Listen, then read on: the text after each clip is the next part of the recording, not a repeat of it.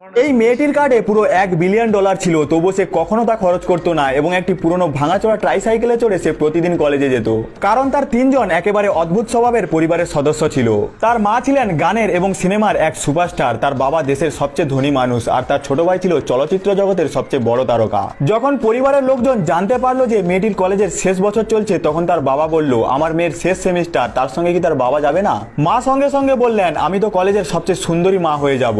ভাইও হাসি মুখে যোগ করলো, আমার দিদিকে কলেজে পৌঁছে দিতে হলে একেবারে লাক্সারি গাড়ির কনভয় চাই। কিন্তু মেয়েটি ছিল খুবই সাদামাটা এবং সহজ সরল। সে দৃঢ়ভাবে বলল, যদি তোমরা আমার পরিচয় কাউকে বলে দাও তবে আমি আর কোনোদিনও বাড়ি ফিরবো না। এ কথা শোনার পর 3জন এমন চুপ হয়ে গেল যেন হাওয়াহীন হয়ে যাওয়া বেলুন।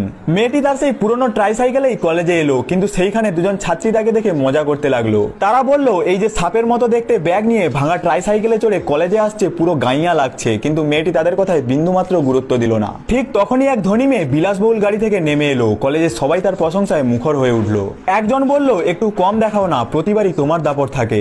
অভিজাত ভঙ্গিতে ধনী মেয়ে উত্তর দিল, আরে না রে, এই কলেজে আমার থেকেও সুন্দরী অনেক মেয়ে আছে।